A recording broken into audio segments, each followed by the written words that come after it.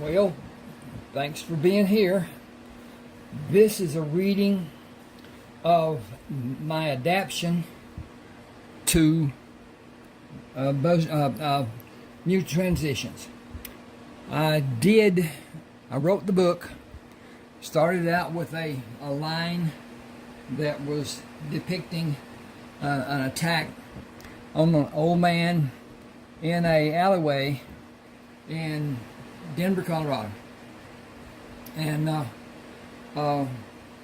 I had a email and was asked about giving permission to have the book New Transitions made into a film. And naturally, I said yes. And we talked and talked and talked, and I have 31 eBooks. The first thing I'd like to do is give an offer to anyone who wants to read my books. I will allow a not free but not charged to beginning, and the books sell at $6.99. Anyone who wants to read the first of my writings, of whatever book it is, send me an email. You can see my email address right there on the bottom, and tell me which book you want, a book or a part of a book, because several of mine are parts written in lesser word count. This book, as it stands, has 128,669 words, which is awfully close to twice the amount. Not awfully close, but close. Its normal book is around 80,000, so it's got an additional 48,000 or so to it. At any rate, those 30 books that are published on Smashwords, you can see them on Smashwords at Ronald Walker. You can see them at like this, Mutual Transitions, and start off and go through and find them, even read part of them with looking at the page and whatever. The thing about Smashwords is, if you buy from Smashwords, you have a membership that you join. All you do is give them your email address and your name, whatever, and that makes you a member. That gives you a page. That page has a library. Every book you buy on Smashwords, mine, anybody else's, it doesn't matter, goes to you as an email with an attachment. Then it is also placed in your library. Should you lose contact with that in any way, computer dies, whatever, all you have to do is go to Smashwords, smashwords.com, and go to your library and download it back to your email address, and you'll never lose it as long as Smashwords is in business. And they just sold portion, or they joined with Drafted Digital, D2D, which is less forgiving to me than what Smashwords is or was. It's really changed. A lot has changed. I have a website, and I'm paying an exorbitant amount of money to build the damn thing and have it, and I shouldn't have said that, but anyway, that's how it is. It has been a sinkhole. It's done very little for me as far as recouping any money. And but at any rate, tell me which book you want. I will send the book. You can either not pay and not have another contact as far as that goes for books, even to buy, or send the money the first charge will only be $3.99, and that will tell me that you're sincere about whatever and stuff. But at any rate, YouTube has added additional ads to what I normally put on manually. And so I understand how people are. I am the same as anybody else. I'm on the whatever, and a ad comes up. If I can skip it, I do it. Now, with that thought in mind, I make a little money, not a lot. If someone just lets the ad run, go and get a drink, do whatever, you can always move back with your cursor and whatever to find where you were, instead of be on the right side of the ad instead of the left with it coming up. At any rate, that will give me a little money. And but the thing about it is, they place them so close together. I don't like that, but that's just how it is. And they tell me that where I'm placing mine, and I can't discern where I should be placing them, will not garner any money, any whatever benefit. So I've stopped doing manuals, and have done manuals to a degree, and go on and take them off and leave what YouTube puts on. At any rate, do what you want to do, whatever. I'm going to start this. I added this portion to the book because the book starts off knowing nothing whatsoever. And the old man lay on the ground, blood oozing from the gash over his left eye when Craig walked around the corner of the alley. Now then, this is a portion before it got to that, how he was found out in the desert in Arizona, how Buzzard and him cohabitated, how they worked at mining for different minerals, particularly gold, and all the nuclear minerals that could be broken down, whatever, to make that. At any rate, here we go. I'm going to get a drink first, then we'll go. But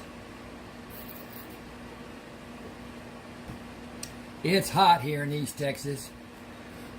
M.A. Shields, who amusingly announced his preferred name to be Buzzard, ate the few leftovers and carried the .22 caliber rifle to the flatbed truck. I should hunt away from the house and let the rabbit population increase.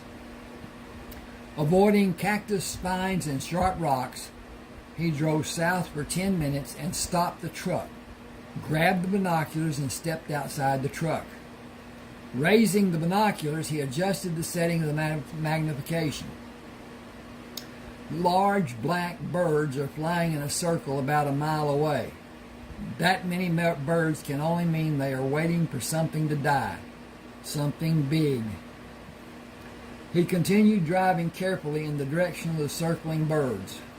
More birds were on the ground, moving around a large hole with a small opening due to a shelf that formed a canopy over the largest part of the hole. Should be portion, shouldn't it? But anyway, part's good enough. The narrow opening prevented the birds from flying down or flying out of the depression. Buzzard knelt to find the covering canopy dimmed the light. He could not see the entire floor as daylight only illuminated the area directly beneath the edge of the opening where he stood. Backing the truck to remain a safe distance from the edge of the hole, he tied a rope to the bumper. Gripping the rope, he moved to lower his body, push his feet against the wall as he hand over hand moved down the wall of the hole. Moving away from the wall, he saw the body of a man lying 20 feet from him. Insects covered the man and crawled in a mass around him. Buzzard climbed out of the hole and brought canisters of insect repellent to spray the man's body. He sprayed his hand and wiped the man's face with the insect repellent and sprayed around the man with a second canister. "Buddy, I can't get you out of here. I don't think you should be moved. With all of your injuries, bugs won't bother you now. Military insect repellent is the strongest you can get. Your leg is broken. I can fix it with short boards and bandages." He scaled up the wall of the truck and dropped 2 thin boards before he moved down the wall to move the leg and wrap the bandages around the thin boards. "I need to get a doctor and come back. There's a house south of here. I'll go there and get help for you. You're hurt bad, but you're breathing. That's a good sign. I don't see any bleeding, but you need medical help I can't give you. I'll come back and bring help." Buzzard drove around cactus spines and sharp rocks and other obstructions, including mesquite bushes, which led him away from the hole and the injured man. Circling, he approached the adobe house from the rear. Walking to the door, he raised his closed fist to knock, only to look into the dark eyes of a wrinkled older man standing in the open doorway. "I found a man who is hurt when I went to understand what buzzards were doing where he is. He's down in a hole where he fell. Do you have a telephone to call a doctor?" The man abruptly stepped back and closed the door. Buzzard raised his hand to knock and dropped his hand, placing both hands on his hips, and shook his head. He slowly backed away from the door and felt a dog bump into the back of his leg as it walked behind him. Ignoring the dog, he walked slowly to the truck and leaned against the right front fender. It was 5 or 6 hours travel time to the reservation headquarters, and he did not know the way from this house. He had not seen a road of any description during his wide sweep of the area. He was startled when the man came outside, banged the door shut, and walked with a halting gait to climb in the truck. I should put that, I'm going to change this. Hang with me a minute. SIDE. And climbed inside the truck without speaking. Buzzard noticed the pack the man held was filled to the point of pushing the cover flap to prevent him from closing it. He started around the front of the truck when the old man climbed out of the truck and went to the back of the house, then returned with 2 long poles rolled to be covered by a thick blanket. He put them across the bed of the truck behind the cab and climbed inside the truck. I'm going to do this again. It's more succinctly. Okay. Climbed inside the truck. He stared straight ahead without speaking. Buzzard tied the poles on the left side of the bed and moved around to tie them on the right. That will hold them. Sitting behind the steering wheel, he saw the man point toward the windshield. Go that way? Silent. I'm going to change that too. That needs to be silently.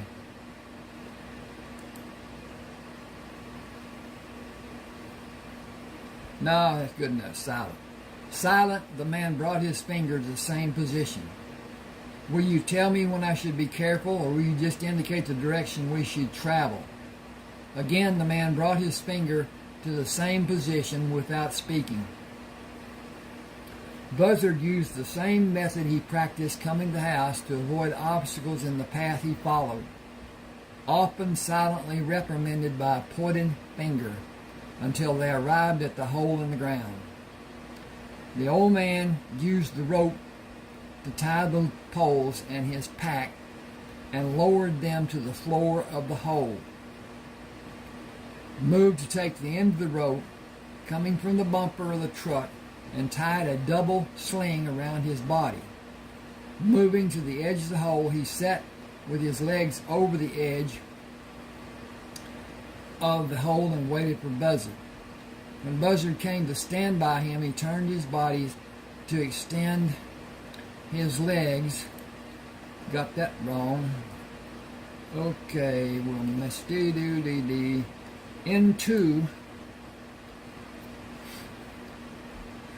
turned his body to extend his legs into the opening of the canopy and pointed down.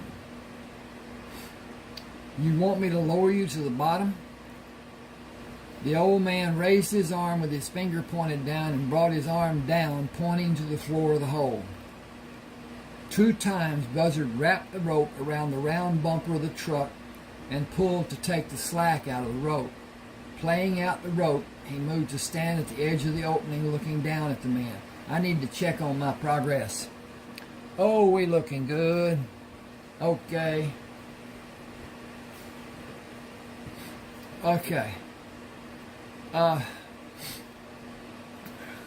Move to your left to align your body with the rope. I'll lower you, then I'll come down to help. The man's hand shot up into the air and waved violently. You want me to stay here? The man pointed down, moved his body as Buzzard instructed. Standing on the floor of the hole, after removing the rope, he left the loose poles, took the pack. That should be, hang on with me just a second. He left the wrapped, W-R-A-P-P, wrapped poles, took the pack and disappeared from view. Buzzard slowly moved around the perimeter of the hole and stopped at the location he believed was the place the injured man fell. He must have fallen from here, but the opening is so narrow. That leaves a lot to be explained, along with why he was all the way out here and a multitude of other questions. He saw a cloud of rising dust and waved when the truck came close. I'm going to change that and make it a little better, I hope.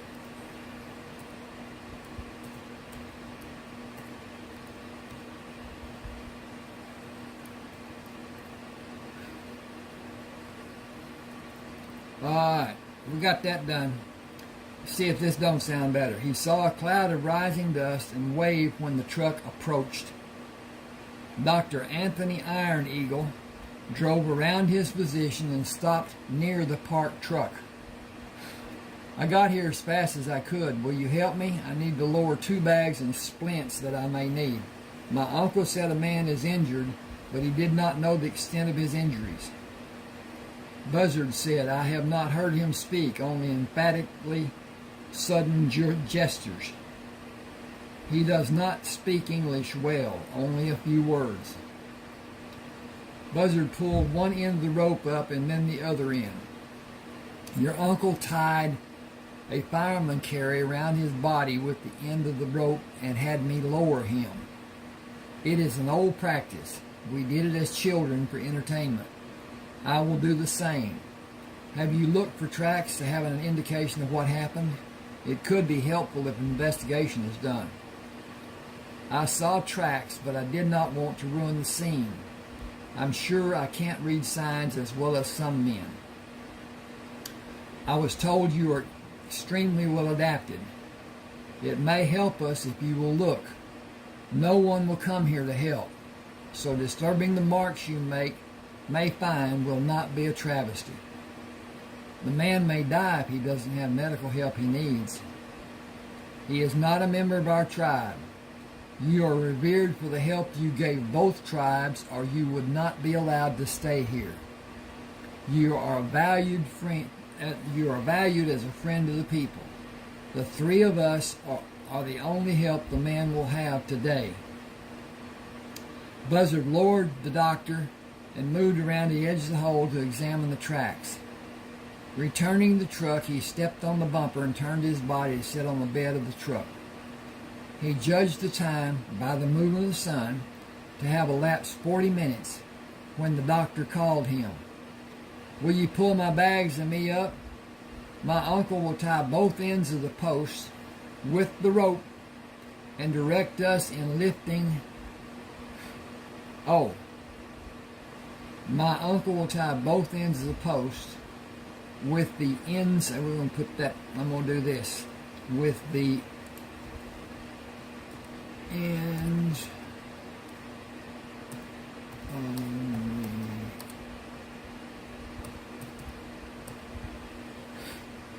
okay, I'm going to see what I got here. I need to fix that. Okay. "Will you pull my bags up? My uncle will tie both ends of the posts with the ends of the rope and direct us in lifting the man out of this hollow. It will be difficult for us to lift him the final few feet. He is severely injured, and jarring by any degree may undo the work I was able to accomplish." Buzzard said, "I think I can pull him up and kneel, then put my arm under the poles and support them. Can you do that too?" "I may be able to, but not in this position. I can pull the rope with my left hand and push my right arm under the posts. I will not be able to manage if I stay in this position. Can you pull the rope with your right hand and extend your left arm under the poles to finish pulling the sling up? Switch places with me and we will haul away together. When we have him picked up, where do you want to put him?" "On this side of the bed of my truck, and then in the confinement of the carrier, when we can stand on the bed of the truck. The carrier will move to absorb shocks without harming him. We will take him to my uncle's house. We cannot move him once I have the body cast placed on him. He will be fed intravenously and be sedated for 2 to possibly..." I need to just do a little work here, okay? Be right with you. I hope. Get that over there. Get this over here. Delete that. Okay. He needs... Okay.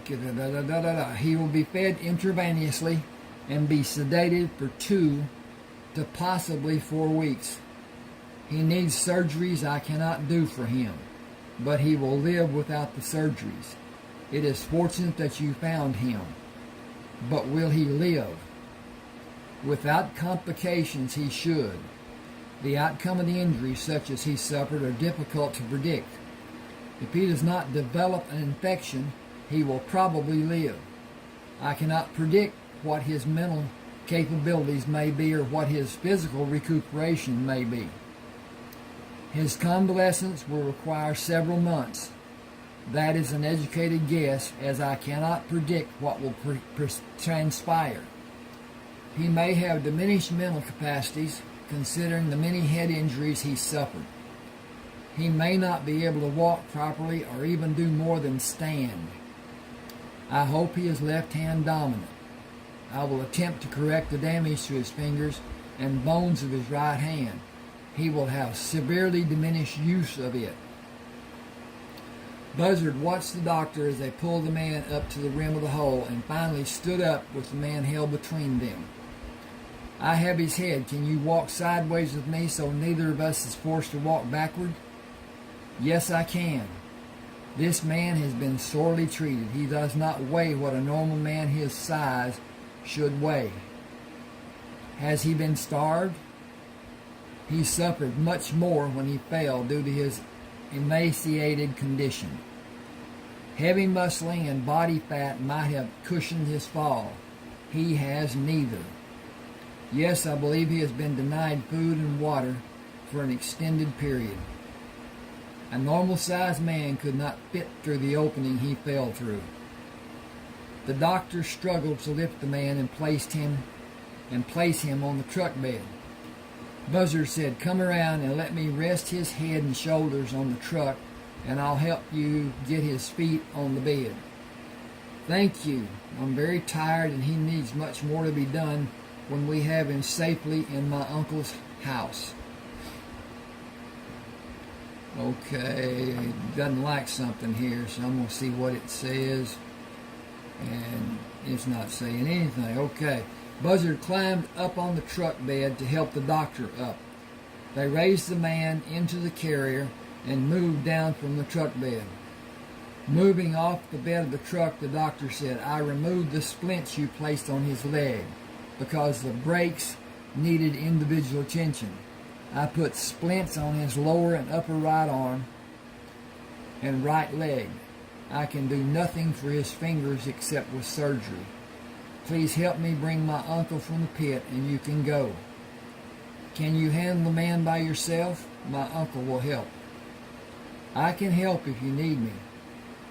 "I appreciate your offer. We will manage. Others are waiting for us at my uncle's house." Buzzard pulled the old man up with the rope supporting him and offered his hand to steady the man when he stepped up on solid ground. He simply ignored Buzzard's kindness. The doctor helped his uncle into the truck and drove toward the house without speaking. "They act like I didn't brush my teeth or take a bath this morning. I suppose it's a good thing I didn't break wind in front of them. The best part of their leaving is that I can go back to finding my next meal and work on detailed plans for the water transportation and holding." Buzzard spent 3 weeks exploring the surrounding area, cleaning the house, hunting, and having meals he enjoyed. "I must have had food I enjoyed after the hamburgers we had on the plane going to Seattle from Denver. Funny, I can't remember anything this tasty. We will go to Spain and mine gold when we come back and again have the same almost tasteless food. 5 rich men eating like prehistoric cavemen. Back to the drawings and water. Another treat, or should I say reward. I hope the man I found is recuperating more and more every day. I find it odd that I enjoy solitude. Yet I anticipate having time with Norbert, Sherman, and Anthony. They deserve better than they ever have on this reservation. Perhaps at another time." Buzzard opened the door when Norbert knocked. "You are just in time to be too late. Dr. Iron Eagle met us on the road coming from delivering the ore. He wants you to go to his uncle's house to talk to the injured man when he wakes him up. He's been drugged for 4 weeks and it is time to let him wake up. The doc's uncle doesn't like white men, but he won't be a problem." Buzzard said he didn't say a single word to me when we met and the whole time we were together.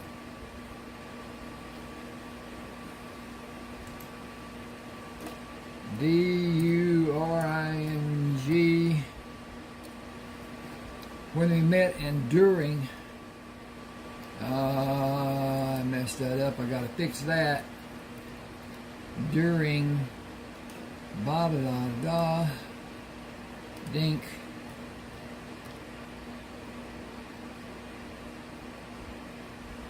That's not right. I got to go back. Okay. T-H-E. He didn't say a single word to me when we met and during the whole time we were together.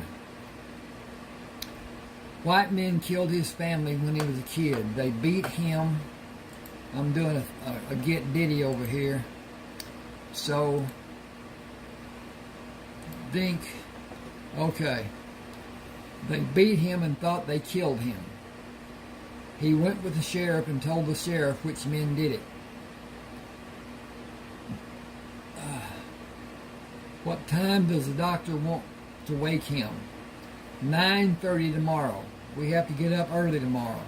We want to bring you the message. We wanted to bring you the message from Dr. Iron Eagle. He said it was important that you be there. He probably wants the man to see a friendly face when he comes to his senses. Norbert grinned. That can't be, or he wouldn't want you. Go home. We can't. We have to go to our workhouse. We can only go home Saturdays after we make the last delivery of the week and enjoy having Sunday off. See you later. I may not be here tomorrow. I don't know what the good doctor may want. Sherman smiled. He will want you to tend to the injured man because his uncle never will.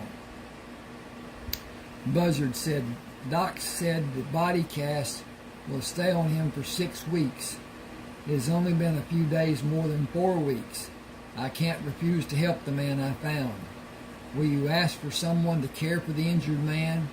I will pay a wage to that person for helping him. Are you saying we should send a man? The man is in a body cast. He can't wipe his own ass. He can't direct his own urine. I don't believe we will want anyone to help, but he can't refuse. He can refuse to allow a woman. I would if I was faced with his predicament, but I would also weigh my chances and my choices. Can a man cook? Will he clean the house and wash clothes? Will he care for the patient every way the patient needs? I wonder, and I also strongly doubt. Dr. Iron Eagle's truck with the prominent carrier sat on the east side of the adobe house. Buzzard parked beside it and walked around to the front of the house. Not Anthony, his name is Anthony, but anyway. Dr. Iron Eagle opened the door. Good, you came. I want him to see a man he can trust, as I might be seen as someone he cannot trust.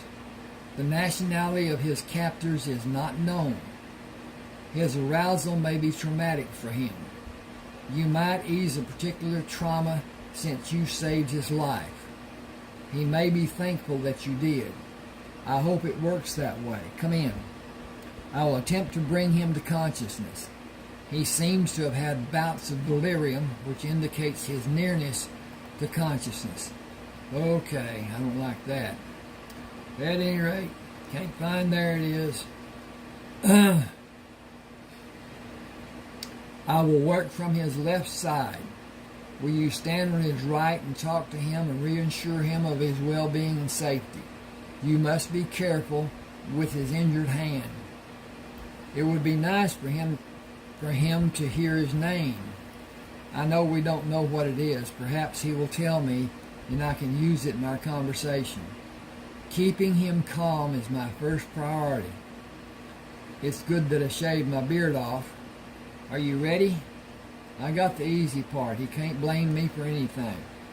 Do you have the ammonia nitrate? Dr. Iron Eagle laughed. Thanks for trying. You know what it really is.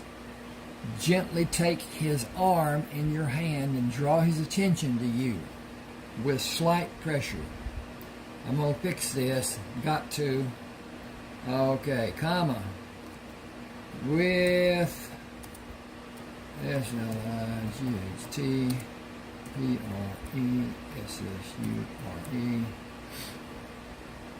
Okay, gently take his arm in your right hand and draw his attention to you with slight pressure. He broke a coated vial and passed it under the man's nose, then held it to allow the last trace of the vapor to be inhaled. When his eyes opened, Buzzard gently squeezed his lower arm. We're taking care of you. Relax and breathe deep. You've been drugged for a spell. Now it's time to start living again. Don't talk, just listen to me. I found you and you're better than you were. You need to trust and let your body heal. I will. Can you get me something I can scratch my leg with? Okay, gotta do that. Doc asked, where?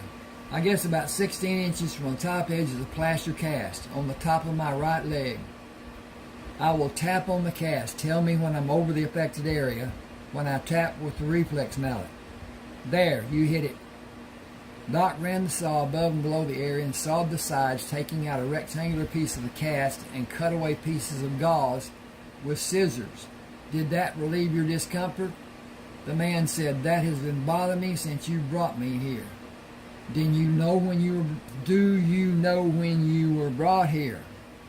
After someone doused me with foul-smelling insect repellent. I want to thank him. I don't know when I came here. I have been in and out. I know 3 men helped me, but only 2 brought me here. I could not see their faces. I heard their voices. One spoke English. One did not speak a language I'm familiar with. One spoke to the man who cannot speak English and talked to the English-speaking man. He looked at Dr. Iron Eagle. You spoke 2 languages? That should have a question mark. And it shouldn't say that. It should say, did you? Now I can't find my cursor. There it was. Okay. Up, up, up, up, up, up. There. Okay. And that is going to be a question mark. And that's going to be a deleted comma or period. And then this is going to go back here. And that's there. And D-I-D. Y-O-U. He looked at Dr. Iron Eagle. Did you speak? He said, yeah, I got spoke.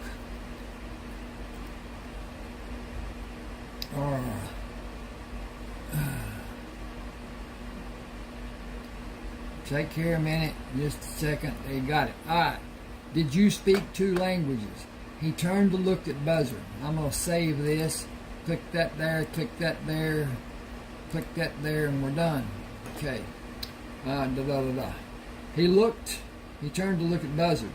You spoke English. Ants were stinging me and bugs were biting. The pain was so strong I did not know where all of it originated. As I said, I was in and out. Everything is not clear, almost dreamlike, fuzzy.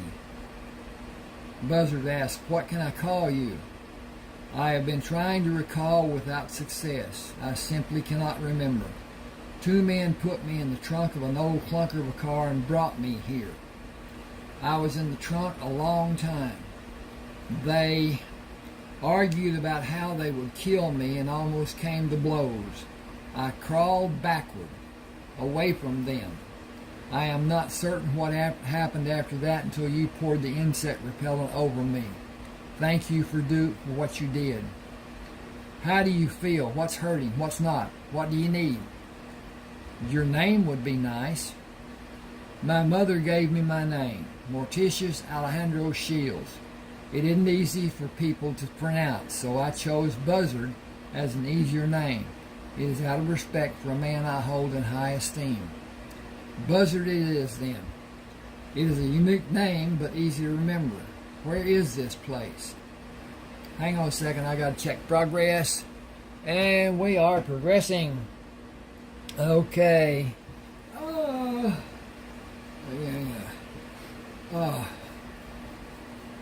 You are on a government reservation in northeastern Arizona. That's wrong. Exactly wrong. They're on the northwest side.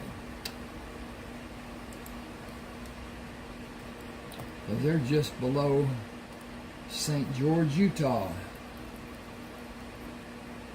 which would put them on the northwest side of Arizona. Okay, got that done. From what I could see in the tracks near where you fell, 2 men brought you here in a car at night. They did not look for you after you backed away from them, probably from it being so dark. I'm going to fix this too.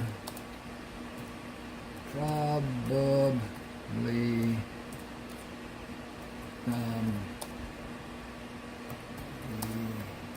darkness. Okay.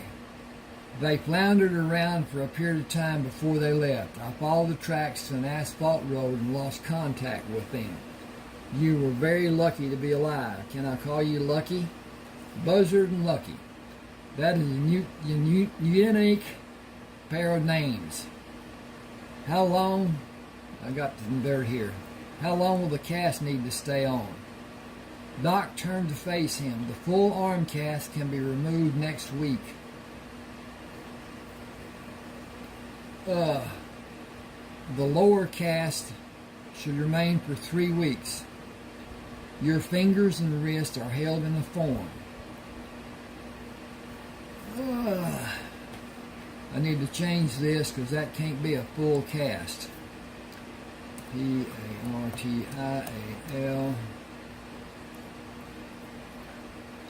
Okay, he turned to face him. The partial arm cast can be removed next week. The lower cast should remain for 3 weeks. Your fingers and wrists are held in a form. I examine them daily. Please do not attempt to move them. For the duration of your life, the use of your fingers will be limited, I am afraid. There was extensive damage that required surgery. There are 12 pins in your 4 fingers. You should be able to close your fingers to make a fist and be able to grasp items successfully. You will not be able to pick up an item such as a coin in the usual manner. You may be able to learn another method in time. I am resolute that I am able to remove your leg. Okay, back me up. I am resolute that I was able to move your leg to the correct position for it to properly heal and place the bone back in the joint of your hip. What are you telling me? I cannot know until the restraints are removed. You and I will learn together. I am not an accomplished surgeon. I did the best I possibly could under the circumstances. It may not be enough for a satisfactory conclusion. I was not able to do surgery on your hip and leg. It was needed, but I do not have the facilities to be able to perform such delicate surgeries. Buzzard asked, where did you live before? I have racked my brain trying to remember anything about my past during my near lucid times. My memories seem to begin with 2 men that stayed outside a dark room I was locked in. Hang on just a second, please. I got a bit of personal. Okay.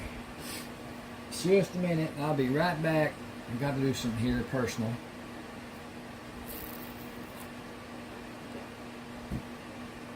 Oh. Okay, locked in.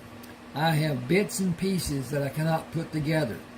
I think I remember things, but it's like I'm in a dream and I can't move far enough or fast enough to catch up. I can't quite grasp what I think I remember or find words to complete the sentence. I cannot get the fogginess out of my head and pull out the pieces that makes the memory complete. I am not sure of anything before the memory of being in that small room and the time I spent locked in it with them in the house on the other side of the door. They were sadistic and tried to starve me. If I had the chance, I could shoot those men and kill them, but I could never do to them what they did to me. I remember being in that small room with no light and the door locked. The room was about 4 feet wide and 5 feet deep. The idiots talked without stopping. They were told to starve me and burn the house with me in it. That was what they talked about, over and over. They argued continually, bickering about everything, and they talked about how they were going to be rich after they were paid. What they did to me was sadistic and morbid, but I survived. My condition grew weaker every day, and I thought many times that I would die, but I survived. When someone goes for 2 or 3 days without food or water, their body begins to rebel. They get to a point of wanting to die. I was hallucinating, and those visions made me mentally unstable. When that happened to me, I changed. People talk about having strength and how they would be able to endure hardships and what they would allow and not allow. Put them where I was, and those thoughts will fly out the window, and their statements of what they will and will not, have and have not, will completely change. Until they face those atrocities, they can only imagine. Reality is a harshly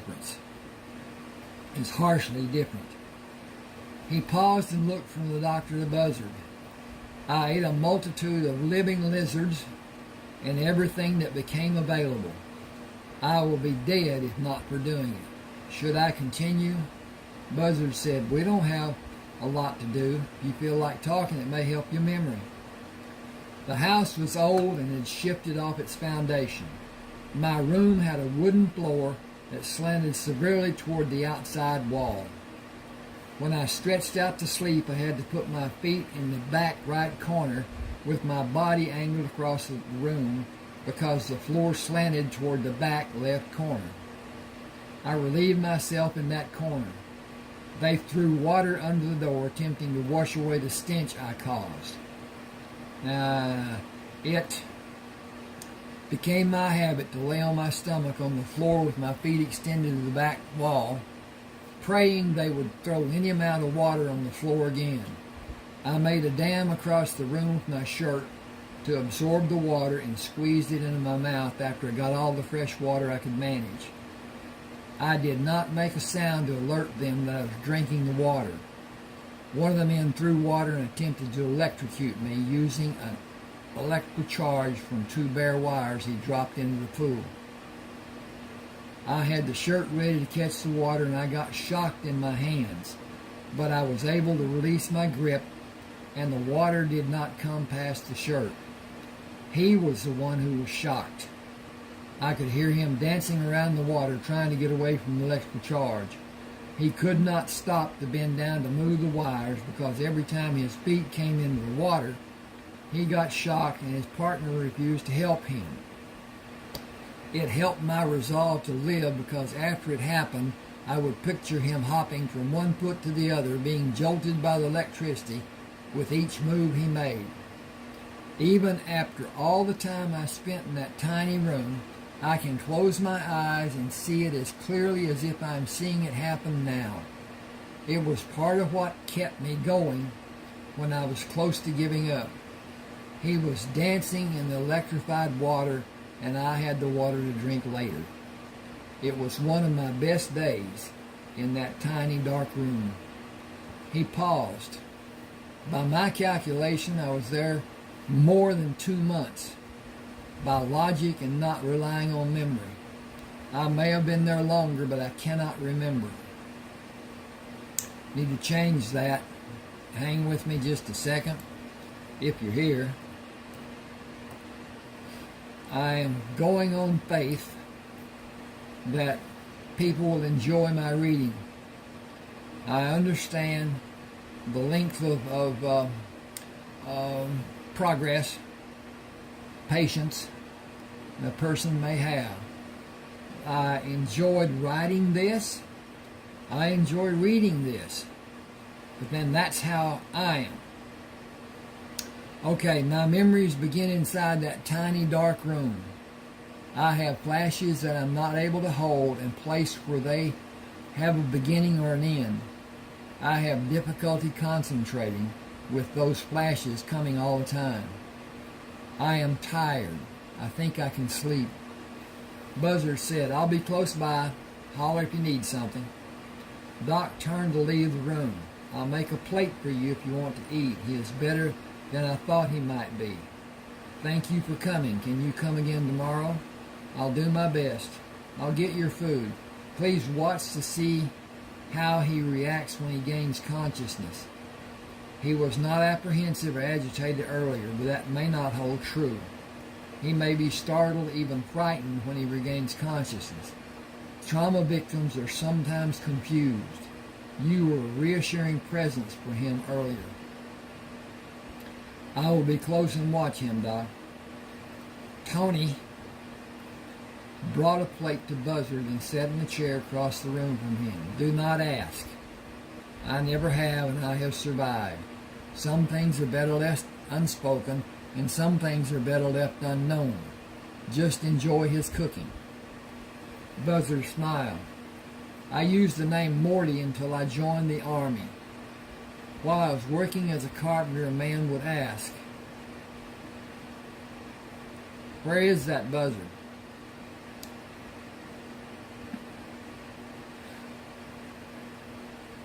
I got to change that because he wasn't working as a carpenter. Working and okay, back that up. That's the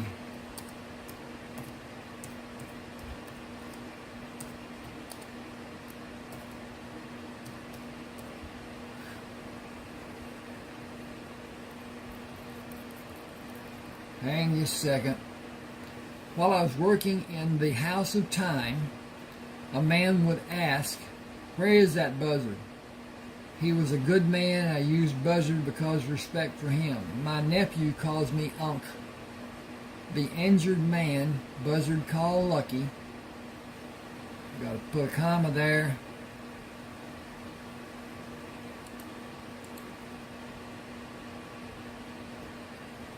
The injured man, buzzard called Lucky, asked, "What will you call me?" Buzzard said, "Late for lunch. How are you?" "Hungry and thirsty. I think I own a ship. I think I own a fleet of ships." Tony said, "We have not had a report of a missing shipping magnate. It is so real. I wonder why it can seem so real. It is not dreamlike." Tony said, "You need soft food, but only a small amount over an extended period of time. You can eat all you want, but in small portions, and you should limit the amount of liquid intake for several days. Sips, not full drinks. Understood? Your system has not had normal function in many months. Ease back into normalcy. Please. I know I should be meek and quiet, but I have not had a decent meal in months. I haven't had a meal in months, decent or otherwise, for that matter. I am at your mercy, and I am grateful for all you have done. That does not begin to quell my..." I've got to turn this off. Whoa, hope that didn't make noise and whatever. It was hot in here, so I had that little cooler on. I am at your mercy, and I'm grateful for all you've done. That does not begin to quell my desire for a steak and potato meal. I am not demanding that you throw a steak on the grill and bake a potato, but I distinctly remember how delicious a great ribeye tastes. When can that happen? I will do anything I am able to do after this cast is taken off. Tony left and came back with a plate. Okay. Can you manage? Just put it anywhere. I will do whatever I can. How bad is my left hand? You will have limited use of it until you develop a talent you may never master. I may never be able to use my left hand. Sorry about this. This is wrong. This should be right.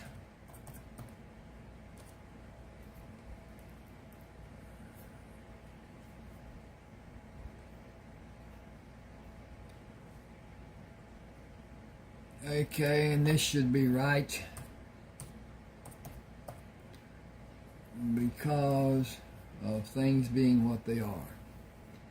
Tony said, "I'll get a drink for you. Will iced tea suit your taste?" Love it.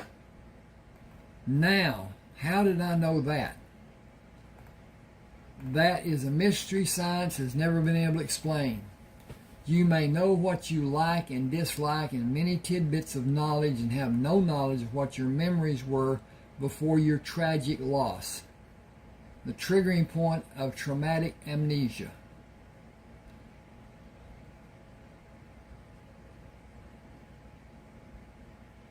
I think I need to fix that too.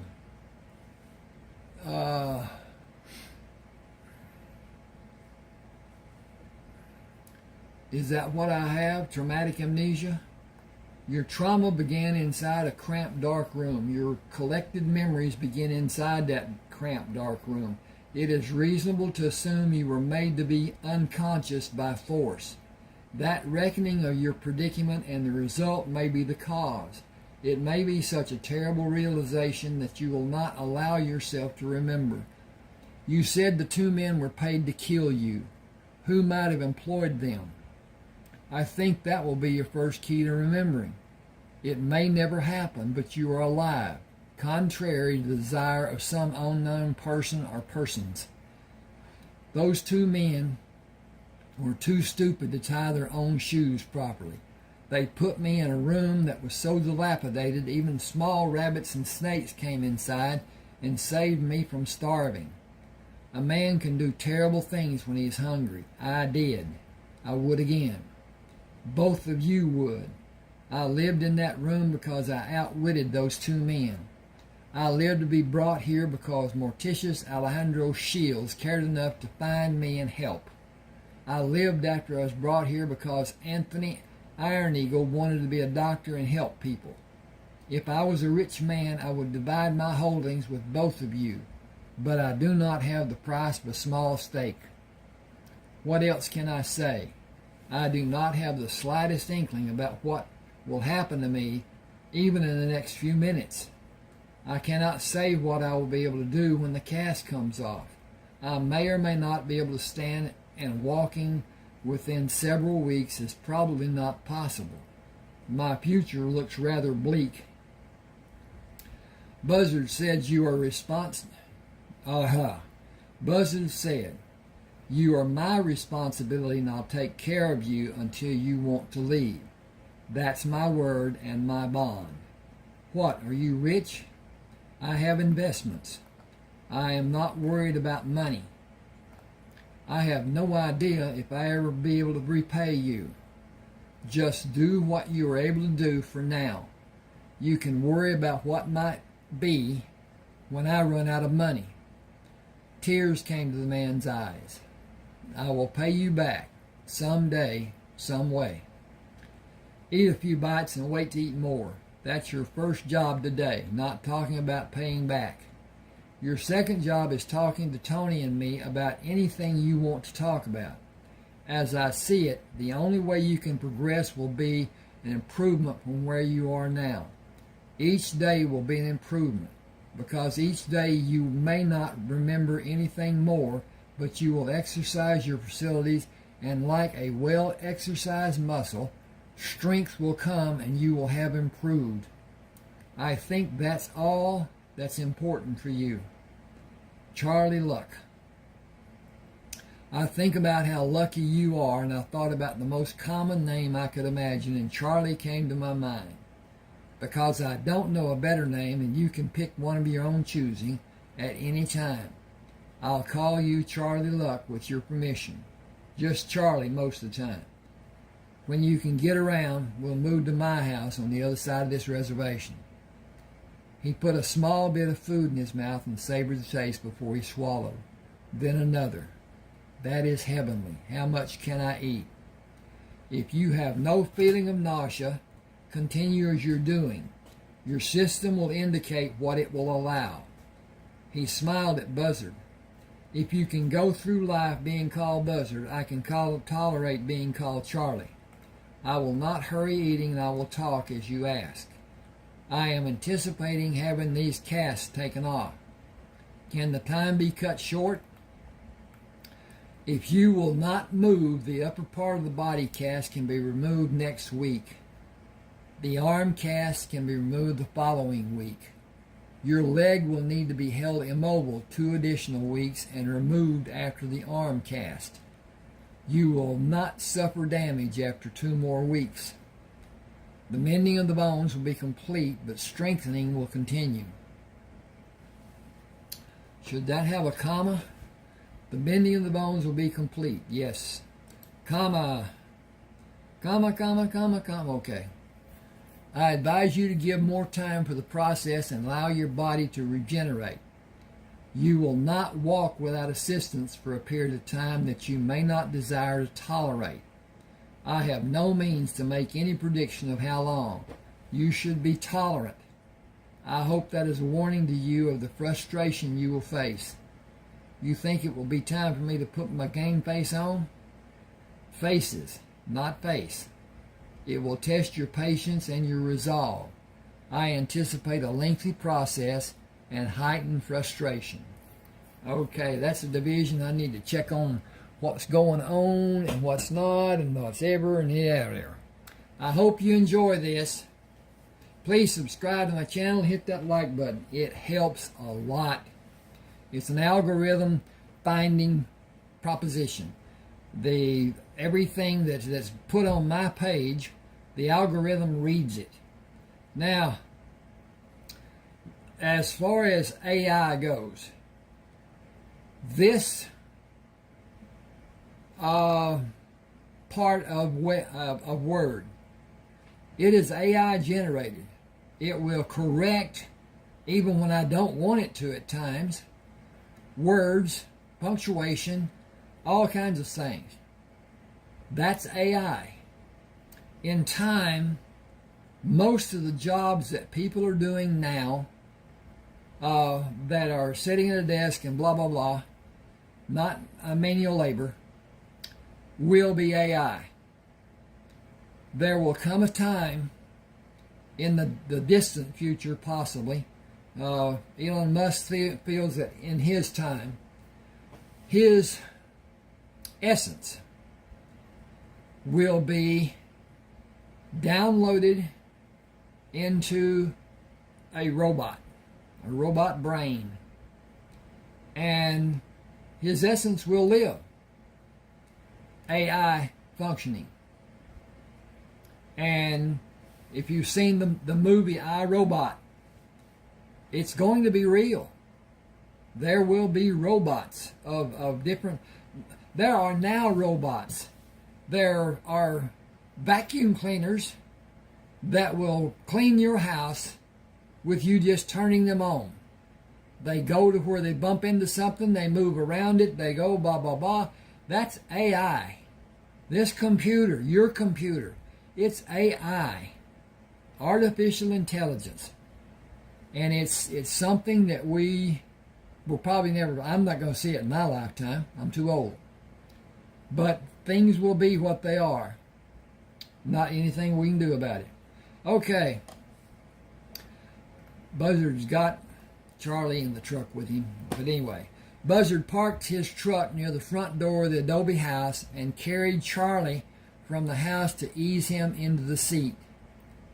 We're about 3 hours from the house. It is not yet 8 o'clock, and the sun isn't high in the morning sky. We should be at the house before it gets unbearably hot. Drink plenty of water, eat the meat cakes I brought. You fleshed up pretty well and gained a good bit of weight this last month, but you have a long way to go.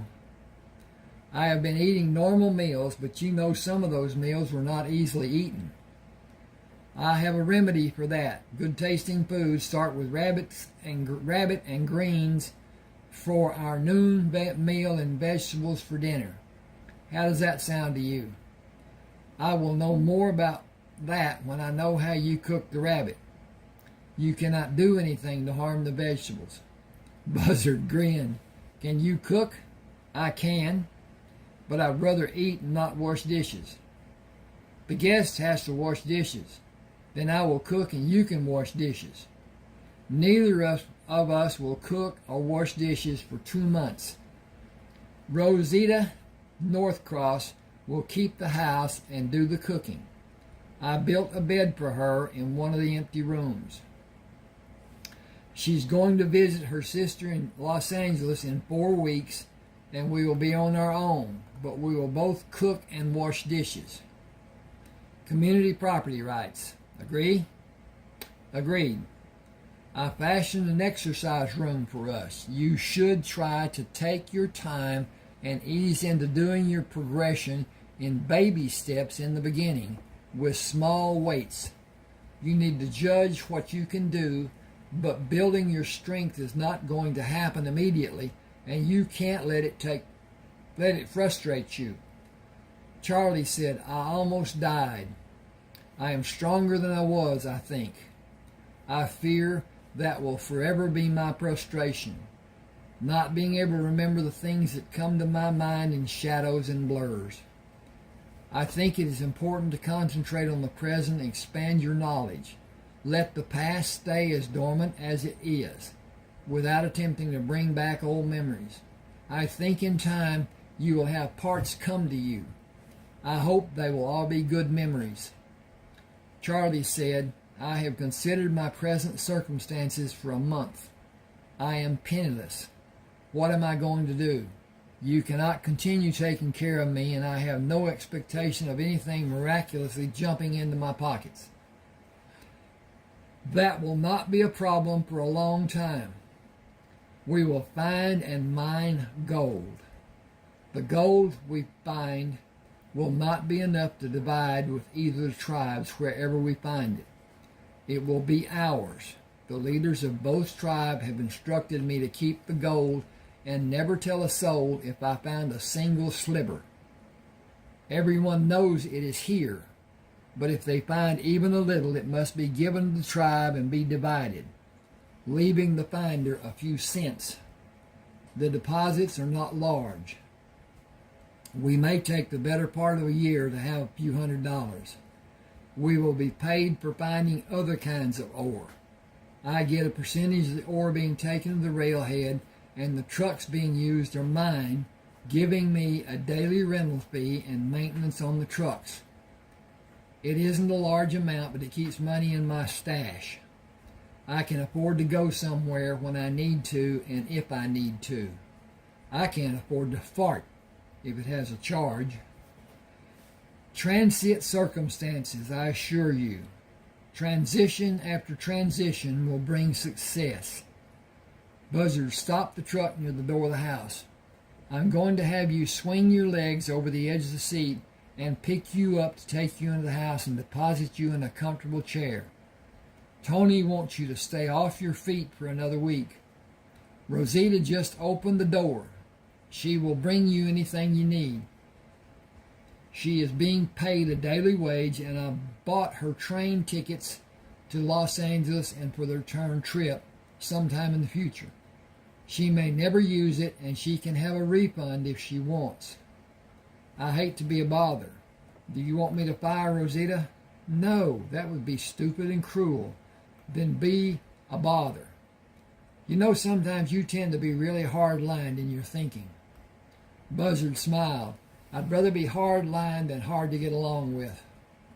I have not witnessed that in you yet. Swing your legs out and practice being a bother. Rosita pushed the screen door out. The house is clean and lunch is ready. The rabbit and greens were delicious. Buzzard said, This is Charlie, Rosita. He doesn't want to be a bother for you. He will not be. Why would you think that? I am here to help in any way I may be needed. Mr. Shields has been very kind and generous. Charlie said, I'm not able to walk for a week. I have no inkling that I can successfully walk after that week. How is that a problem? The obvious fact is I am completely dependent on someone helping me like I am a helpless baby. My circumstance is demanding. Rosita said, I have 4 weeks before I go to see my sister. I have faith you will be able to take care of yourself before I leave. I sincerely hope it will happen. Buzzard said, It will happen. You are too strong-willed to allow it not to happen. Do you want to go with me to see the water transfer systems tomorrow morning? And the crops in the fields? Those too. It must seem like a miracle to the people. Rosita said, It is a miracle. The desert is growing food. It is a miracle. The water cools the fields and helps the crops grow and not burn up like a small garden did so many times. Buzzard said the weather will allow a long growing season. 2 crops may be grown. The second crop will require plants that are heat resistant. He stood in front of Charlie. Drop your right hand to the lever on the side of the chair. Can you raise your legs and pull up on the lever? Gently. Okay.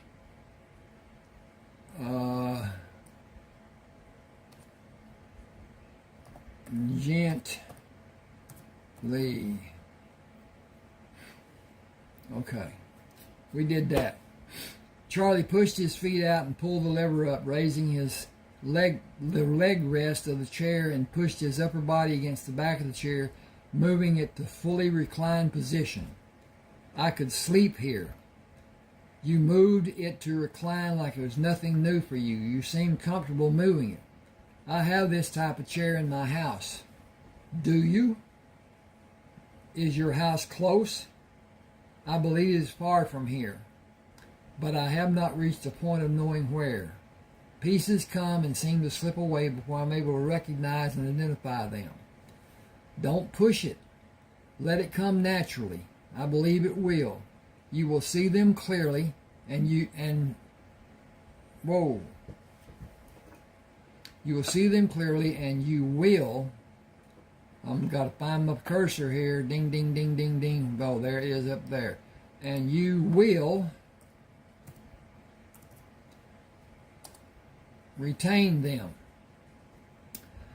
They are not lost, just hidden away, waiting for you to call them out of hiding. I'm sure it will happen. Charlie said, the terrible part is not knowing anything about my life before I was locked inside that room. I want my life back. That is not possible if I cannot remember. Buzzard asked, do you know how to play backgammon or checkers or Yahtzee or cribbage or cards? The tribe scrounged around and found games we can play. 1 week. That is all I will give you to try to entertain me. Then I intend to walk. Buzzard moved around and looked at Charlie's feet. Not without help. With the difference in the lengths of your legs, you're going to need a built-up shoe. It won't give much flexibility when you walk. Can you build one? I can get it close to the right height. You'll probably need some stuffing in either of your shoes to compensate for not being exact. The difference is less than an inch. That's not too bad. Maybe I can tiptoe when I walk. I think that would put a hell of a strain on your foot. It would be better with a thicker sole. You mean it would be better if I put my shoes on the correct feet? Now that would be a sight to see if you transpose them. Rosita brought a plate of food for Charlie. Do I have the privilege of eating in this chair? Buzzard said, you have the privilege of not moving out of that chair unless you feel the call of nature. I'll take you to the John and stand you in front of the commode to keep you balanced. You will provide guidance through the endeavor. Stand up straight and don't put extra weight on your short leg. It needs time to continue mending and growing. And when I need to sit, will you also have a bedpan? That is another can of worms. You need to be patient and careful. It could determine how much more length your healing will allow your leg to grow, gain in growth. Both the hip and the break can have growth if you allow it to happen. Your hip joint will grow new tissue, and with it supporting the ball on the end of the femur, either sitting or lying down won't stop its growth. Then you can help me into the truck and we can go anywhere we want to go. Sitting in that chair is not the same as bouncing across the desert. 2 weeks, and Tony will make a decision. The crops will be almost ready for harvesting, and you can walk with crutches, but only on a hard surface, not slippery, here in the house. These tiles are slippery, and the mortar joints are lower than the surface of tile. You can readily bust your ass. Once the crutch has slipped, it's gone and you're going down. Rosita brought Buzzard a plate. Okay. I got to do this. Okay. SECOND. Rosita brought Buzzard a second plate. There's more if someone wants it. Buzzard said, thank you. Charlie, do you want seconds?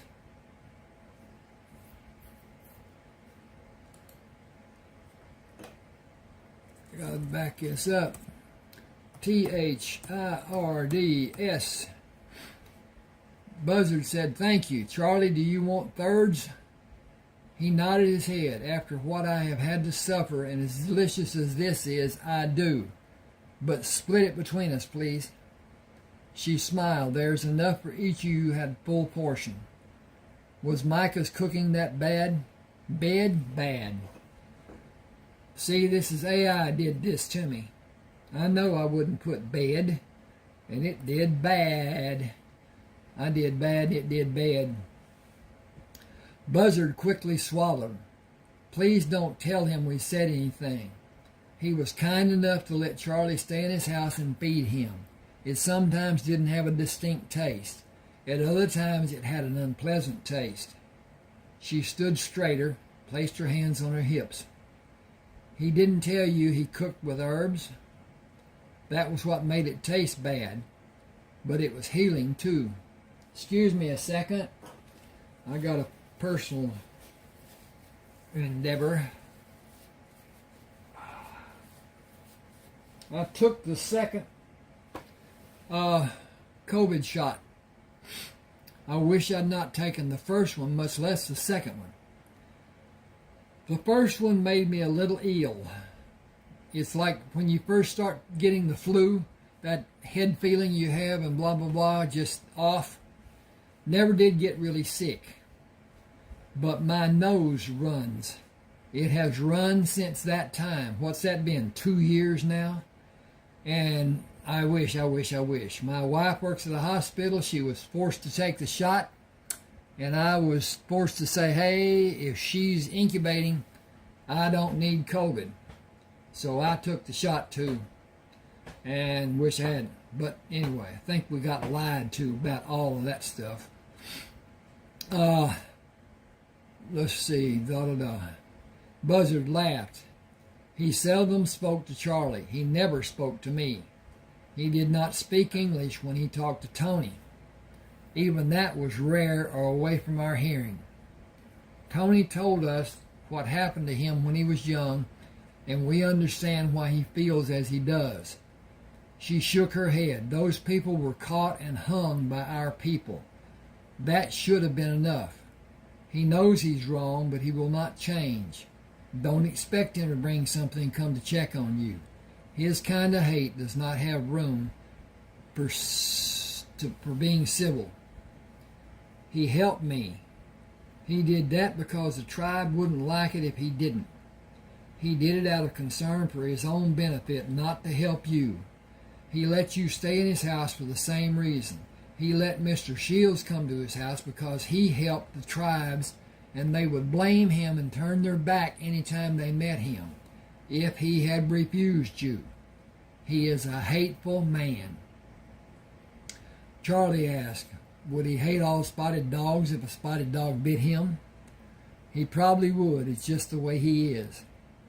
Buzzard said, we will not go anywhere we can... Whoa! I got a knot in there. It shouldn't be there. Buzzard said, we will not go anywhere. Man, I don't know why I want to do not, but I do. Buzzard said, we will go anywhere we can on both of the reservations. Are there other people we should be made aware of? The same will be true for everyone. No one will refuse you if you need something. The reservations don't belong to us. We can't say who or cannot go anywhere, especially you. Everyone knows you were in the Army and you helped us by doing the surveys and buying the trucks for us to take the ore to Flagstaff. Give me your plates and I'll bring your food to you. Buzzard planned his time away from Charlie to be less than 3 hours, hoping to be in the house when Charlie needed him. Hunting and checking on the farms usually required less than 2 hours for each to be done. Working to extract gold from the cave was next on his list to do. Hang on just a second. We got a division here. I want to see where we are. And, okay, that's looking good. Boy, I like that cover. The 3 planes over the mutual transitions. Love it, love it, love it, love it. I did that. I built that. I built all of my covers. But now, Some of them are just playing. Anyway, Buzzard pulled a magnet out of his pants pocket. I want to see if you can tell fool's gold from real gold. I hope this will be a learning experience for you.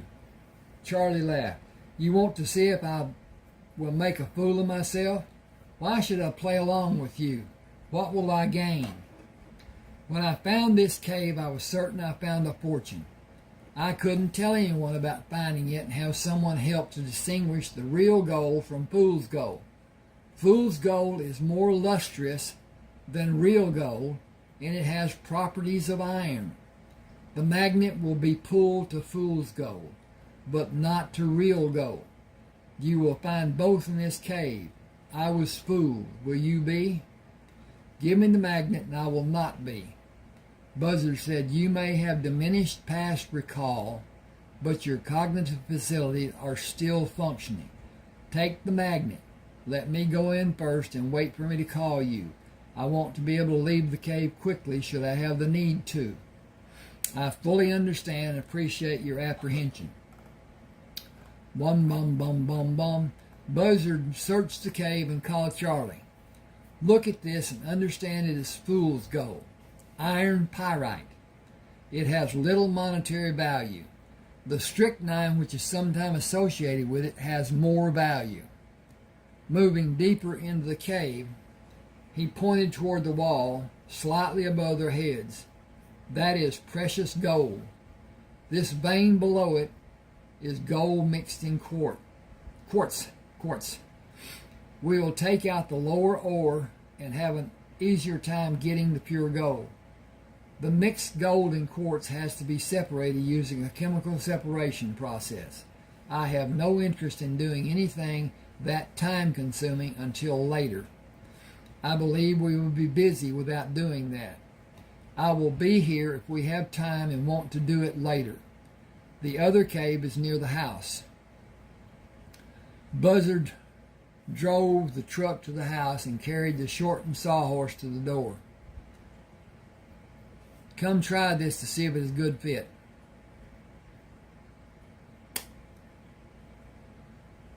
Okay, Charlie sat on the sawhorse and swayed right and left. It is short enough and it seems to be stable. Thank you. I know you cut the legs off to speed our work in the cave instead of building a new one. It wasn't that hard.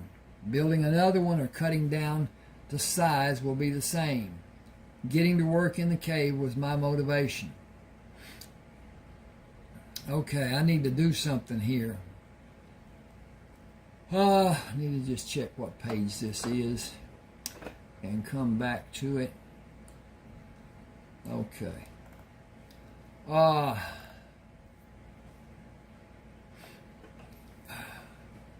Okay. Getting to work in the cave was my motivation. For me or for you? I can go anytime. Naturally, I did it for you, but that means it was for me too. We're a team. Excuse me a second.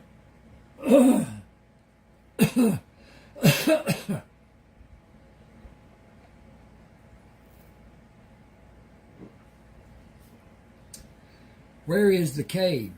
Look straight west. See the dark cave in the side of the mountain? It is at level ground and we can walk to it. That's right. When you're stronger, we will. It's not a problem to take the truck and tools we'll need. Besides, the gas is free. Charlie was sitting on the sawhorse when Buzzard came out of the cave. It is safe. It is, thank you. Now, he's working on two caves here, and I got to make that distinguishment. That's the reason I want to know what page it was. Because he's talking about one, and he's in another. Okay. It is safe. It is, thank you. I want you to understand the difference in this cave. Oh, he asked, is it safe? Okay, the difference in this cave and the one we just came from. Oh, okay. You don't need to explain that. Okay, I'm better. That one will require hard work and not much will be gained except over a long period. The ore deposits in this cave are prolific in comparison. We are going to take out several $100s a day when you can work all day. I have the means to shelter and feed us. At this time, I don't need the gold you are going to see when we go inside. We don't need to hurry. That is my point. No one will come here and take the gold. It will be waiting for us when we have time to work on it. Charlie frowned. What dollar figure will we finish this project? Oh, what dollar figure?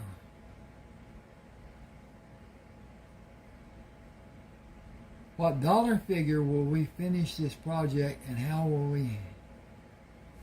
Nah. What will the dollar figure be?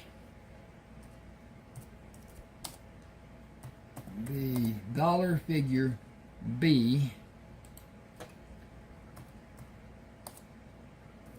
when What will the dollar figure be when we finish this project and how will we handle exchanging the gold? Bank deposits? I can only estimate by employing the width and height of the deposit of pure gold. Substantial might be appropriate without a definitive conclusion. I feel the need for you to understand how you might leave this area when you have the desire. Do you expect some need for me to have such a plan? Only caution. I may be able to drive the truck. The horses will be your means of transportation. One to ride and one to carry the things you will leave with. Placing the saddle and pack securely on the horses will require knowledge and practice. Perfect practice will lead to your success. You should have both mastered before we take the gold to the bank for cash in our hands and substantial checking accounts. Gold coins are not as easily destroyed as common dollar bills. Got a break. I'm going to look at my stuff here since it's what it is. Okay. With the gold in the north wall of the cave diminishing, Charlie began a daily routine of walking outside the cave as a relief from working inside and walked near the house in the evening. His stamina gradually grew and his adaptation to the shortness of his leg improved. He established a daily exercise of going inside the barn to feed and curry the horses before bedtime. Buzzard startled him when the hinges of the large door ground together. I need to grease those hinges. It's getting late, so I came to check on you. Have you decided you can ride? Did you pick a favorite horse? Charlie stroked down the back of the horse with the brush. This is Hiram. He seems to be more reserved than Dino. You named him Dino? Short for dynamite. That is not concise, but perhaps appropriate. If I need a horse to ride and a horse to carry a pack, Hiram will be my mount and Dino will carry the packs. Okay, why has that got that there? Don't know. I need to do this. Dink, dink, dink, dink. There was 3 spaces there. I don't know why that was there. My presence stopped your adventures. No, your presence diversified my adventures and added to my life. I regret the way you came into my life, but not that you did. But, shut up. That's not yours to expand. Fully understood. Good. Do you know how to prepare a pack animal rigging? Not even a solitary clue. Are you finished with Hiram? I can be if you have something important to show me. Buzzard moved to hold the front horn of the pack saddle. This keeps the pack horse safe from harm. That bigger saddle blanket is thick enough to do the job of protecting a horse. All of the rigging is designed to hold the saddle in place and also protect the horse. With the rigging placed properly, the load will not be allowed to shift in the front or back or move either side. Placing it and tightening takes as much practice as loading the packs. Hang the bags on the 4 horns, but put whatever you are going to carry alternately in the bags to balance the load. When you are satisfied that the load has been done correctly and tied properly, cover it with a canvas and secure the canvas. The horse will not tolerate a loose end hitting him. Keep the load comfortable for the horse, while you keep the horse safe. The entire process requires a bit of understanding and practice. Unlike a riding saddle, the pack saddle should be checked during the journey and taken off the horse when you stop for an extended period.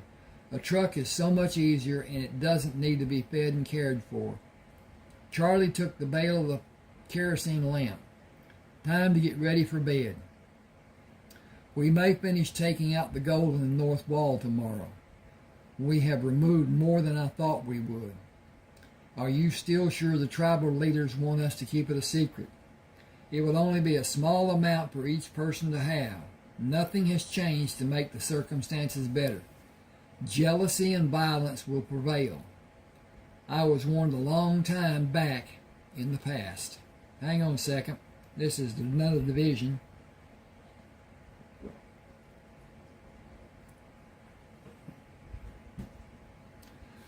Walking to the mine the next morning, Buzzard said, "This is beautiful country." In a sense it is, but more trees would make it even more beautiful. View it as it is. Relish the beauty you see. Appreciate the grandeur of the desert. That describes my view of this place. It is a desert, and my memory of it will be that it was mostly hot. It is a dry heat. Do you mean like an oven? I give up. It seems to me you are conceding defeat. You think? Get to work on the north wall. I'll work on the south wall and have it ready when you finish. Charlie filled 2 buckets. Will you take these to the shed and bring 2 more buckets? Buzzard carried the buckets to the entrance of the cave and turned to look back. We have too much gold to carry out of here, should we need to leave. We should take the bars we have to the bank in Flagstaff next week. It's easy to transfer money from one bank to another. What name will I use? Any name you like. The bank will give you a book that lists your deposits and withdrawals. You can use your book at any bank and deposit cash.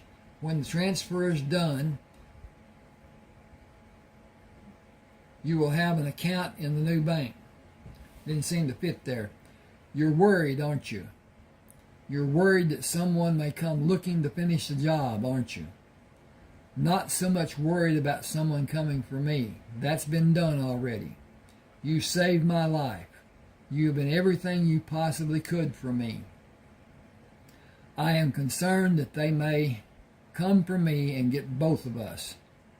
I am afraid the next time will be the men who were able to reason and plan.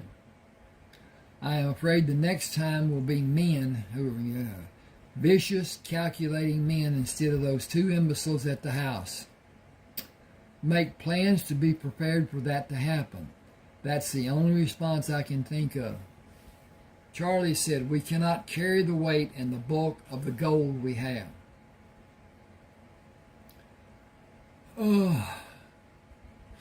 No, we should convert it. But we can't take a trip with a large amount of money and have it taken from us. Deposit it in the bank is the only thing I can think to do. Only a few $1,000s worth. We cannot afford to have anyone see this much gold, even by making several deposits. You're right. How much money do you think you might need to get you through the next 2 years?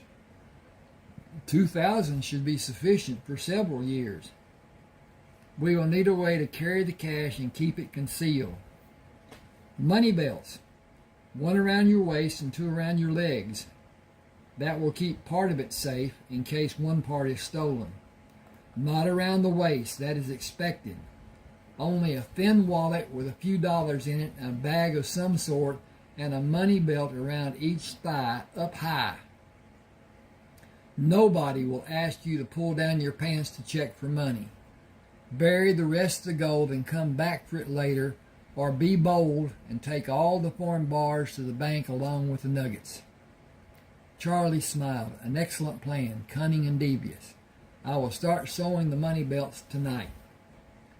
We should go to the bank tomorrow early. We will act nonchalant and be of no interest for anyone. We should not go in together.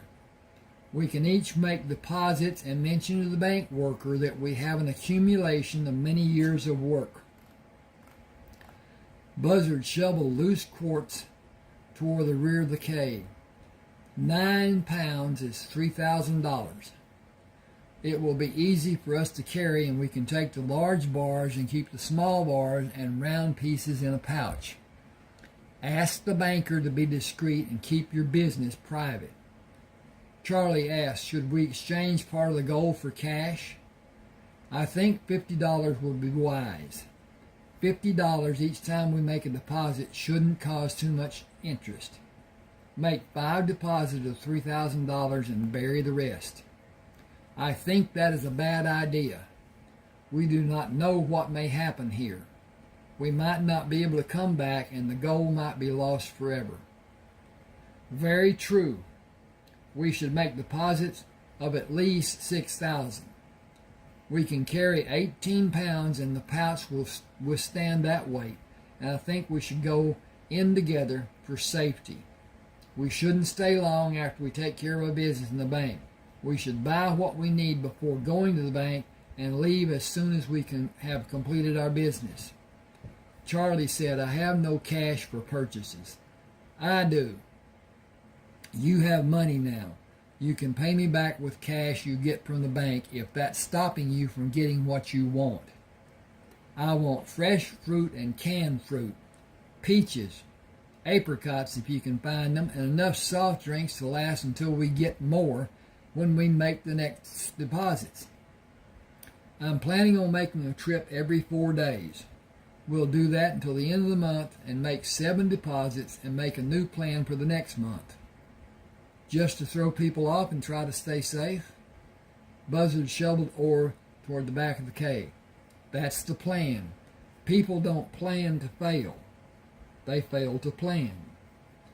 As they planned, Charlie and Buzzard walked into the bank with a pouch strapped across their left shoulder and one over their right shoulder. Each pouch carried 18 pounds of gold. Buzzard approached Cal Devlin. We'd like to sell gold and deposit cash in this bank. It will need to be weighed and assayed. We melted and poured it in forms. It is pure. The assay will give me the confidence to make the exchange. Where did the gold come from? That may be a problem for us. That will not be revealed. If that is required, we will bid you a good day. Bank policy requires me to ask. The law states that it is not required if you leave both the gold and cash in the bank for 30 days. Then there will not be a problem. Bring your pouches. Oh.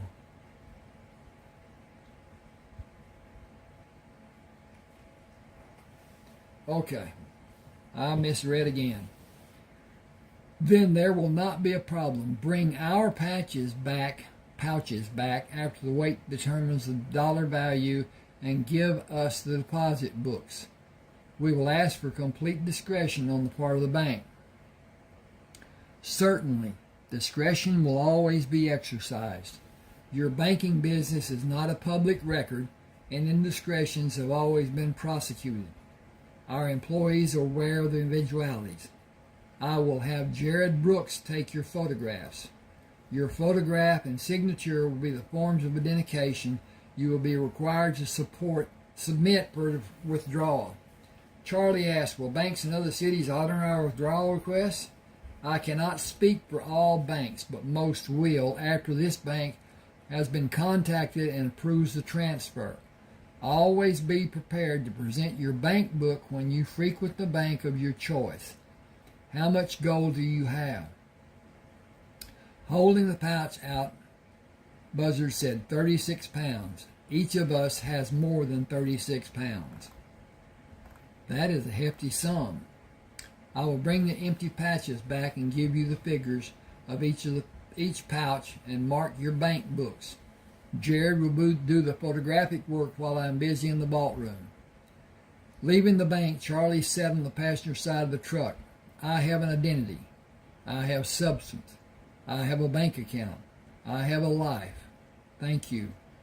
You worked for it, only because you allowed me to work for it. You worked for it, and we aren't finished. In 3 or 4 days, all the gold, other than the quartz, will be removed from the cave. 2 days from now is Friday. We will make another deposit and have our photographs fixed to the inside cover of the bank books. Monday, we will make another deposit, and Wednesday and Friday, and the following Monday, Wednesday, and Friday. We will melt and pour more gold between the days we come to Flagstaff to make deposits. That's not days we go. I hate this thing. Okay. Ding, ding, ding, ding, ding, ding. Okay. We got that. They would go to Flagstaff to make deposits. It should be done in bars to be sold and deposited in rounds that we can carry in one of our pouches. Buzzard backed the truck away from the bank. We just opened bank accounts. The information of those accounts is private. Our names are not. They are listed on the customer registry for the public to see.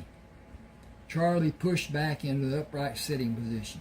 The name I'm using has no meaning for anyone. It might if it is associated with mine, and because of the vicinity of the bank and the proximity of the bank to the area you were last seen in. Some smart person could put 2 and 2 together and might collect a reward for divulging that information, if a reward has been offered. What can I do? We must be extremely aware and just as careful. We need an escape plan, maybe several escape plans, together and alone, with us together. Okay, I got to do that different too. I shortened it, shouldn't.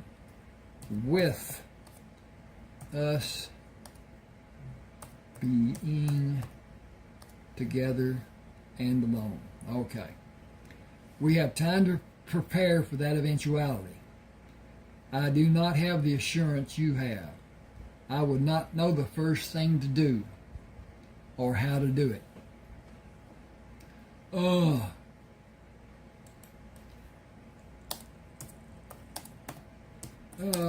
To do what may be needed.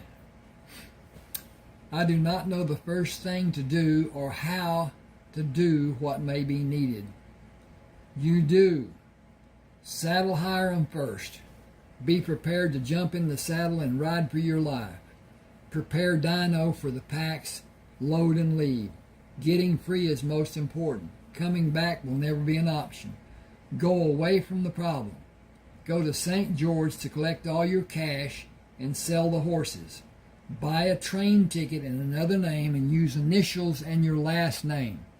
Go away from the trouble. Don't stop in a small town. The more people around you, the better it will be. I think that needs to be, the more people around you, the better it will be. Okay. Think of your safety first. It is better that we don't know where each of us will go. It can't be forced from us if we don't know. Remember, they are going to kill you. They were going to kill you. I think that will be the purpose if you are ever located. Charlie said, I believe you're correct. The 2 idiots who held me prisoner in the house were supposed to kill me and make it look like an accident. I calculated that my body was supposed to be found for proof of my death. I wonder if my death is more desired now. Gold will be calling us first thing after breakfast tomorrow. More gold to be deposited into our bank accounts. Charlie stood at the bank entrance. We can't get the truck into the cave far enough to load it. We need to load a wheelbarrow and piled the ore near the entrance of the cave. Charlie held the shovel up. I have used this so long, I got to do something here. This needs to have a division. And that is the problem with being dink, dink, dink, dink, dink, dink. And then dink, dink, dink, dink, dink, dink, dink. And then we go up here to home and we look at the size of the font. And we go to 16, and then we go to center the page, and we're finished there. Okay, that's a division between when they were talking and now that they're going into the cave. And I need to save it so that it is not going to be lost. Charlie stood at the cave entrance. Da, da, da, da, da. Charlie held the shovel up. I have used this so long the blade is worn until it's almost gone. I need a new square shovel, unless you allow me to load only a quarter of what you load. I will get one from the shed. I didn't see one when I got the wheelbarrow. You may need to get one from the barn. Will you keep yourself balanced and bring two back? That will be a pleasure. I will be back before you can say whatever the longest phrase you may know with 2 shovels, left and right. You get to choose which you favor. Buzzard stood at the entrance for a short time and loaded the wheelbarrow. When he pulled up on the handles to dump the ore, the anchor from the wheel axle broke on the right side. Pushing the wheelbarrow farther, he dumped the load and turned his back to the entrance, then pulled the wheelbarrow to the shed. He turned a spare wheelbarrow to push it out of the shed, then stopped to get a drink from his backpack on the shelf. As he raised his arms to bring the backpack down, an explosion from inside the cave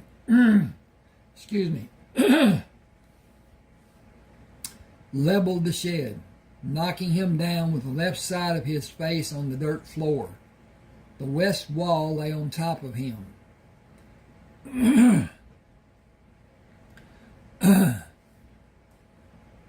Without pressing. Okay, I got to get dee. Well, there it is.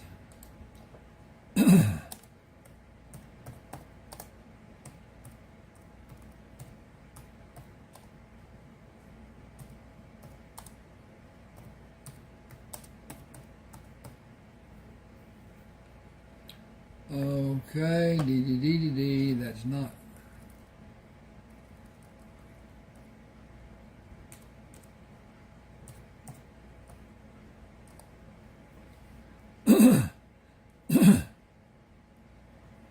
The west wall lay on top of him without pressing on his head.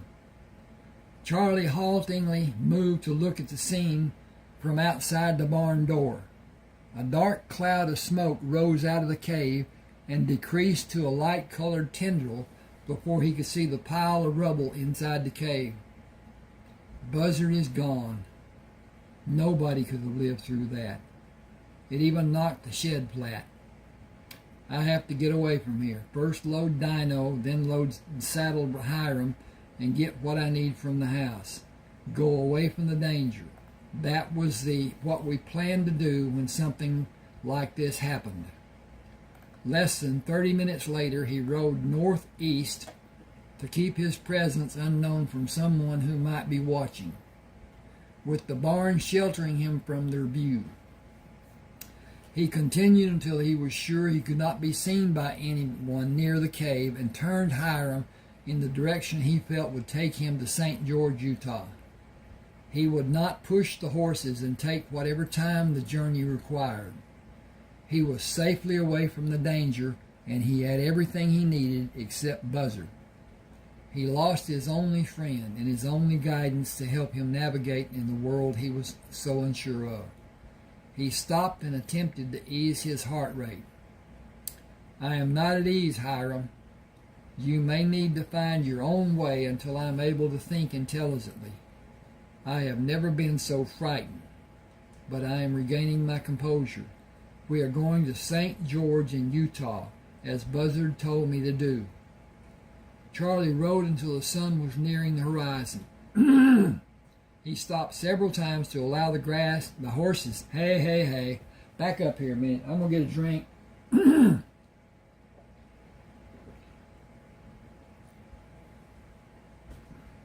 He stopped several times to allow the horses to pull grass growing near the base of the mountains. Nourished by the water that melted and slowly washed across the face of the rocks and down to the floor of the valley, making pools of standing water along the base of each mountain. He removed the saddle from Hiram and hobbled him, then unloaded the packs from Hydro and placed hobbles on him. The horses moved to the grass and grazed into the night, leaving Charlie wanting a fire. He had not seen wood for a fire since he began following the valley floor as he moved steadily north. St. George and the railroad was at least a 3-day journey using the horses. He calculated his need for the 3 days sitting in the saddle and leading Dino. It was necessary, but he sensed a dread of the harrowing trip to be done. He was not comfortable sitting in a saddle all day, and he was fearful about the outcome of what he needed to do to travel to St. George. Someone might be following. He could only load the packs on Dino and saddle Hiram and ride until he knew the horses needed nourishment and water. After they rested, he rode again. He found a spot where the water flowed down the mountain to drip off a shelf of rocks and pool at the base of the mountain. Filling the 4 canteens and waiting for the horses to drink their fill, he stepped into the left stirrup and pulled his weary body into the saddle. We have been fortunate, Hiram and Dino. I can only hope our luck holds. I am missing Buzzard terribly. Give me a second. Okay. He would know far better than I do what I should do. I need to try to preserve our strength for whenever we leave these mountains. The grass will be sparse and the water will be less than what we had. I will give all the water to both of you on the last day. We will need to travel into the night to reach the water we will need. The moon is coming into the full phase and we will be able to easily see the path we need to follow. I hope the night air will be cool. It will lessen our thirst and hopefully give us hope for a successful journey. Charlie stopped at the second pool of water to let the horses drink and graze for an hour. Leading them to the pool for the last drink, he pulled his sore body into the saddle and started north. He found shallow pools along the way and let the horses drink what they could before moving north again. The sun sank behind the mountains and night came. He pushed the horses to continue in the bright moonlight. We need to travel as far as possible tonight. The mountains will turn gradually to be more to the west, but still mainly following a northerly direction. When we come to a place they will turn west, we must leave them and go back into the desert. That will be later tonight. We will rest before we go into the desert. I cannot give you all the water you will want, and we must continue through the day to rest a few hours and go on to the city. That is my hope. I wish Buzzard was here. It is terrible how much I wish for him. Moving through the day, Charlie stopped at intervals to pour water into his hat and give sips of water to the horses until he drank the last drops that emptied the last canteen. It was the only water he had during the day.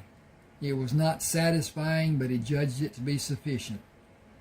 The horses did not hold their heads as high as they usually did. They were not searching the horizon for an escape from their labor as usual. They were near defeat, and they would not continue long if all hope was seemingly lost to them. The sight of a light far away brought their heads up, and Charlie was forced to hold them to stop an impulsive run toward the light.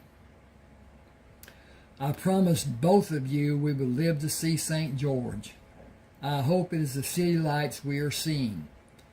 We need it to be, but if it is a city or only a house, we should be able to find water.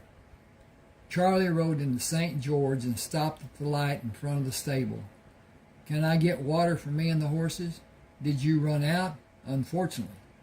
You can use the watering trough for the horses. Fill your canteen from the pump. What do you want done with the horses? Will you buy them? They are solidly built and bred from good stock. I see they are. $10 for the two. $25 and $20 for the two rigs. They have been recently shod, and they have always been well fed and cared for. I will give you $40 and you can leave your possibles here. They'll be safe. Charlie pulled one pouch over his head to rest on his left shoulder and pulled the second strap over his head to rest on his right shoulder. I'll come back in a few minutes. Is the leather shop open? It should be. Mel lives above the shop. You can knock on the door and get his attention. He'll be glad you did if you buy anything. I need 2 suitcases. He'll have what you want. When will the train come here? The train to Grand Junction stops about 10 in the morning if you're going east. The train going west will be here a little after 2 this afternoon. It is hardly ever on time. Almost always. Okay.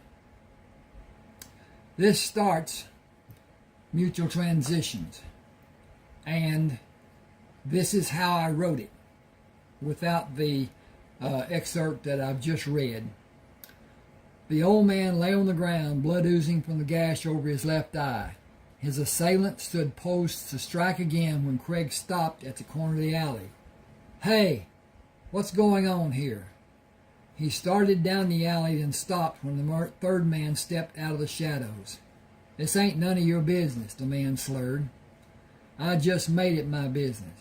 Chief Baldwin and the mayor are just up the street. Should I call them or should I take a more personal interest? Only a coward would harm an older man. The way I see it, you are both low-life cowards. Get out of here, the man yelled at Craig, whose only reply was to remove his coat and hat and place them on the lid of a garbage can. The sound of steps echoing the alley alerted him to the approaching man. Turning, he ducked under a roundhouse blow. He saw the other man kick the old man in the side and heard a gasp of pain. Craig Greyson prepared himself for such an occasion through times of sparring with Jim Ellis, and the mental conditioning Wong Chin taught him. He was in excellent physical condition and relished the single blow he struck. It was a semi-uppercut delivered slightly to the left of the man's sternum. It was only meant to stop the attack and give Craig time to concentrate his attention and efforts on the remaining assailant. Craig knew if it struck with all the force he could put into the blow, it could have been fatal for the man, who slumped into him as if dead. Craig stepped to his right, allowing the man to fall on the bricks of the alley and stepped toward the second man. A glint of steel came from the man's right hand as moonlight reflected from a knife. Craig sneered. You're a bigger coward than I thought you were. Attempting to divert the man's attention and entice him to leave the man who was down, he offered himself as a new target. Well, come on then. I'll take that knife away from you and make you eat it. Okay, that's how Craig found Charlie Luck. And this goes on. It is a good story. It would make a great film. And may. But that's another thing. Please subscribe to my channel. You can read more as far as mutual transitions goes on YouTube or a book or whatever. Anyway, thank you for being with me. Okay, this thing's giving me a problem, but that's just the way it is. Thank you, thank you, thank you. Okay. 159.24. Okay.